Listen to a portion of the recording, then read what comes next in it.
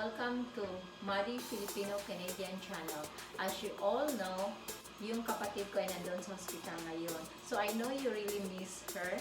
So I just want to share with you guys how to make sapin.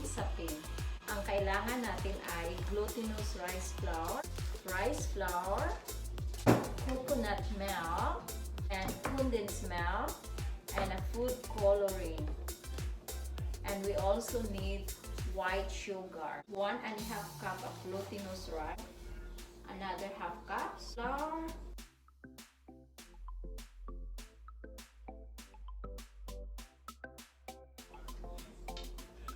total to 3/4 cup of white sugar, coconut milk,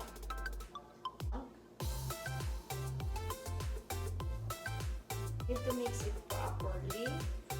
So mix natin ng maigi. Yun na siya, very smooth na talaga siya.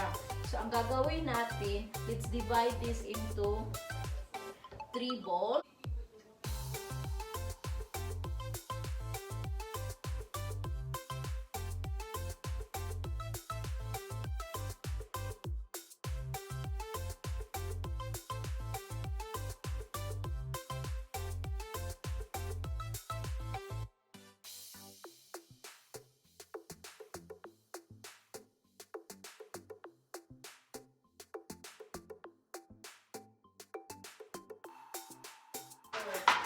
It's up to you kung anong unahin nyo, pero ang gusto ko yellow ang unahin ko sa ilalim. So ilagay natin dito. Ito yun guys. Here to steam. Right there. Toothpick that you just try to. So once it's already, it's not dry yet, the toothpick, it's still sticking in there. So it means it's not cooked yet. Because once it's cooked, then we will put another color in there. It was already 3 minutes ago. Since it's boiling, so gagawin natin, ito yung peanuts. Lagay natin dito, peanuts. Ito brown na siya. So, ilagay natin ito sa ibabaw ng sapin-sapin. Check it again. It's dry na, hindi na siya nag-stick. Lagay mo lang sa ibabaw.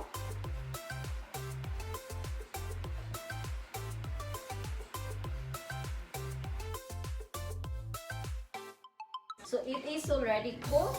So what we need to do, we put these peanuts on top.